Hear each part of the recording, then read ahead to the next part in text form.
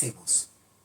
El valor de una mercancía era el trabajo abstracto que contenía, una definición cualitativa. El valor de una mercancía era el tiempo de trabajo socialmente necesario que contenía, una definición cuantitativa. Ahora vamos a avanzar en una tercera definición, más por sus componentes. El valor de una mercancía es el capital constante que contiene, más el capital variable que contiene, más la plusvalía que contiene. Vamos a analizar estas tres categorías.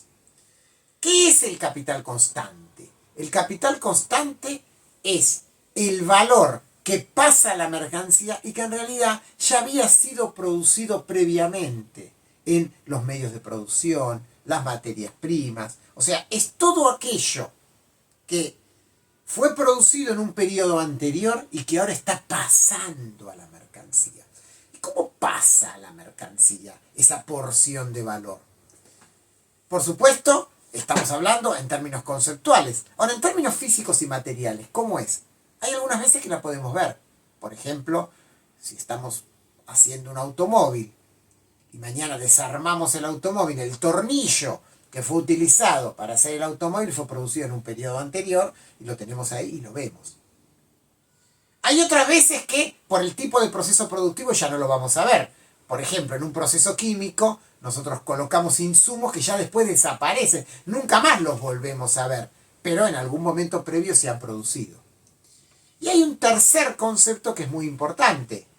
Una maquinaria, por ejemplo, se utiliza para producir miles de mercancías y se va desgastando en el tiempo. Por lo tanto, es como que el valor de la maquinaria pasa en 1000 pedacitos a cada una de las mercancías. Es lo que contablemente se conoce como el concepto de amortización. Al final la maquinaria, cuando ya sea desgastada, no va a servir más. Y ha pasado, de hecho, a todos los productos a los que ha ayudado a producirse. Estos costos, dicho en términos contables, constituyen el capital constante. Evidentemente, una parte de la inversión del capitalista, cuando inicia un proceso productivo, es comprar capital constante, comprar medios de producción, comprar materias primas, comprar insumos. Y esto es una parte del valor de las mercancías. ¿Qué más hay? Y lo otro que hay es el trabajo vivo incorporado. El trabajo abstracto incorporado. Dividido en dos partes. La parte que se le paga al trabajador monetariamente, en la visión del capitalista, es su salario. Esa porción del nuevo trabajo incorporado que se le paga al trabajador lo vamos a denominar capital variable. Y la tercera parte, la hemos charlado ya en videos anteriores, es la parte del nuevo trabajo incorporado que no se le paga al trabajador, o sea, la plusvalía. Tenemos entonces el valor de una mercancía por sus componentes compuesto por capital constante, más capital variable, más plusvalía. Con esta definición y con estas categorías vamos a establecer algunas relaciones. Primera relación que nos interesa, la tasa de explotación o tasa de plusvalía. ¿En qué consiste? En dividir plusvalía por capital variable. O sea, plusvalía dividido capital variable. Si lo queremos medir en porcentaje, multipliquémoslo por 100. Plusvalía dividido capital variable por 100. Esa es la tasa de plusvalía. ¿Qué muestra? Muestra en un proceso de trabajo cuánto se le paga al trabajador proporcionalmente el total de la jornada y cuánto no.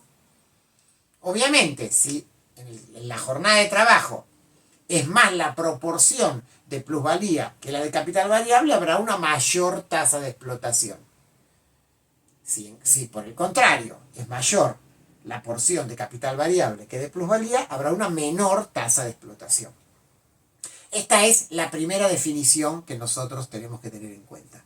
Segunda relación, composición orgánica del capital. ¿Qué es la composición orgánica del capital? Nuevamente una división. Ahora, capital constante dividido capital variable. Analicemos esto. ¿Qué es capital constante dividido capital variable? Nos permite ver en un proceso cuánto hay que invertir en valor en maquinarias, en insumos, o sea, en trabajo anterior, y cuánto hay que invertir en nuevo trabajo incorporado. Esa relación establece la composición orgánica del capital. Ejemplo, un proceso altamente mecanizado, por ejemplo la industria siderúrgica, será un proceso productivo de alta composición orgánica del capital. ¿Por qué? Porque el capital constante será mucho más grande que el capital variable. Otro proceso, por ejemplo la industria textil, donde hay muchos trabajadores en relación a la cantidad de máquinas, o sea, donde el denominador capital variable será mayor que el capital constante, será un proceso productivo de baja composición orgánica del capital. ¿Qué podemos decir en general de la composición orgánica del capital? Dos cosas. Que en todo momento hay sectores productivos de alta composición orgánica del capital y otros de baja composición orgánica del capital. O sea, que no todos los sectores productivos tienen la misma composición orgánica del capital. Sería una primera conclusión.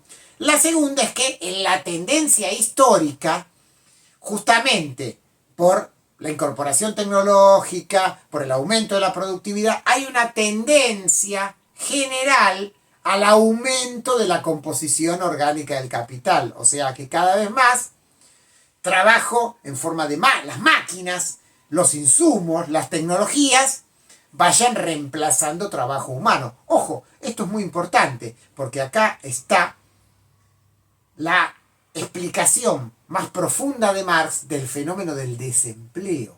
El desempleo para Marx se produce en el capitalismo en una porción muy importante por este cambio tecnológico, que va echando masas de trabajadores por fuera del proceso productivo, creando lo que Marx va a denominar un ejército industrial de reserva. Tenemos entonces ya dos fórmulas, dos relaciones: tasa de plusvalía, plusvalía dividido capital variable; composición orgánica del capital, capital constante dividido capital variable. Vamos a la tercera, a la más importante: tasa de ganancia. Habíamos dicho en videos anteriores, el capitalista no piensa en términos de plusvalía, piensa en términos de ganancia. La cuenta que hace es cuánto le rinde el capital invertido. Por lo tanto, la tasa de ganancia será la fórmula fundamental. ¿Y qué es la tasa de ganancia? La tasa de ganancia es una fórmula que se expresa como plusvalía en el numerador dividido capital constante más capital variable. O sea, ¿cuánto es el excedente en relación al total del capital invertido? Siempre multiplicado por 100 para que dé una tasa en términos de porcentaje. Ahora, tratemos de entender un poquito más cómo funciona, cuál es la dinámica de la tasa de ganancia. Para poder hacer esto, les voy a proponer hacer un pequeño pase matemático. En el numerador vamos a poner plusvalía dividido capital variable, o sea, tasa de explotación.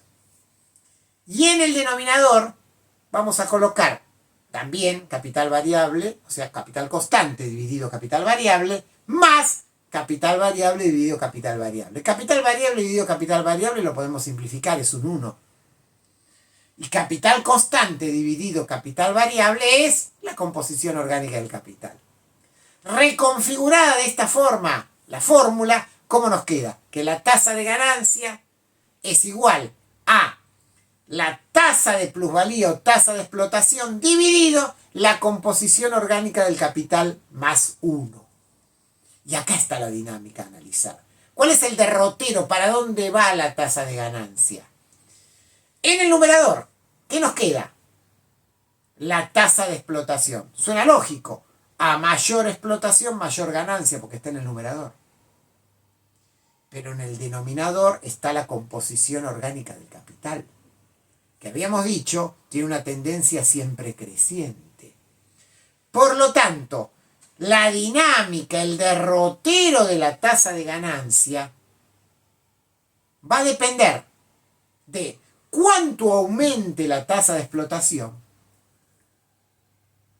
versus cuánto aumente la composición orgánica del capital. Si la tasa de explotación aumenta más que la composición orgánica del capital, aumentará la tasa de ganancia. Pero ¿qué pasa si la composición orgánica del capital aumenta más que la tasa de ganancia? Caerá la tasa de ganancia. Fíjense que lo del denominador es una constante, es un proceso que se da siempre. Lo del numerador, la tasa de explotación, ¿de qué depende que haya más o menos tasa de explotación? De la lucha de clases, del conflicto social. Por lo tanto, si los capitalistas no logran constantemente aumentar la tasa de explotación, lo que terminará sucediendo es que se producirá una caída de la tasa de ganancia. Y Marx va a señalar esto. Al final en el capitalismo, la propia dinámica del capitalismo obliga a más explotación, pero esto tiene un límite hasta físico con respecto a los trabajadores. Por lo tanto, lo que terminará operando en el capitalismo es una tendencia a la caída de la tasa de ganancia. Esto es fundamental para entender las crisis en el capitalismo, que es lo que veremos en el próximo video.